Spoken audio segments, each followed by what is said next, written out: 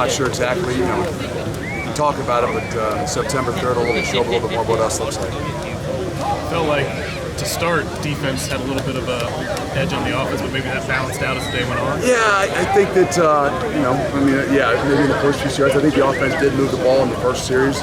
No big plays, which obviously defensively is so critical. I think last year we were 1, 2, or 3 in the country based on what you define as a big play. But any of those 20-plus plays or 25-plus plays, defensively been really, really, really good. And I think it kind of showed in the first series. We didn't. I don't think that they stopped them, but no big plays. Those drives are just hard to continue to sustain. And then I think it switched around when we made a couple big plays down the field offensively. Then the energy kind of switched and changed. It's got to be hard for you, right? Because you're pulling for both sides. Yeah, you want to see the big play. You're going to be upset either way at some point in time. I'd like to say you're going to be happy either way, but sometimes for me, when you're looking at it, the glass half full isn't always the way I come out of this thing looking at it. But I think when we sit down and you kind of start to really look at it, you're looking at individual stuff too. You're looking at how groups work together. So there's be a lot of really good things. It's day 15. I think it becomes more difficult on the offense, especially offensive line. Because by nature the defensive line is going to rotate. Even with that 1 and 2 group, they're probably playing 11, 12 different guys. And offensive line-wise, we don't have the chance and opportunity to do that. We have a guy like Gavin that's going sometimes with the 1s and the 2s. So it does become a little bit more difficult on those guys up front. I think that kind of shows late in camp too. I know you're not going to give us the answer. I don't give you the answer ever. I know. That's why I know. What answer are you looking for? Quarterback, where are you guys at least in terms of the decision-making process, even if you won't tell us who it is? No, the great thing about it is you see a lot of people around the country, they name things, and maybe it becomes really clear. And I think the unique thing for us is these guys have all done, two in particular, obviously, with Evan and Ben, have done some really, really good things. And so it makes it difficult. But we know that as we get into this next week and we move forward, that us is going to have to define some things. The end of practice here. The number one thing I talk about is about the human element, and whether it's the quarterback position, the linebacker position, the corner position, the running back. The human element is always something that you got to try to keep outside your locker room, and we all have it. But as those kind of things start to define themselves, whether it's a quarterback position or any other position, we got to find ways to make sure we grow and stick together. And so I think as we push forward here this next week and a half, that's some of the more difficult things that we got to deal with that human element. Another one's running back.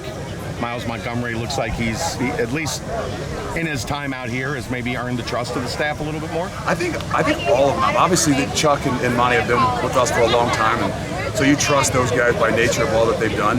I thought the big thing was for the running backs is to see, hey, can we trust these guys? And they've done a really good job at securing the football. They've done a great job at taking care of things. Obviously, they're still young. I think the big picture of the offense and the protections is always the most difficult thing. But I would say that if there's one of the things I'll write in my notes about what we figured out here is we got enough tailbacks for them that I think that you know darn well we can trust as we head into September 3rd. You mentioned talking about quarterbacks, that it's not something you necessarily will announce, but is that something you have to announce internally to the team for the guys to know who the guy is? I think as your team develops, I think there's a lot of those things that that you got to figure out, because the connections are so critical and so big. And there'll be rules for everybody, but that is one of those unique spots that is so critical, not just to your team but to your locker room.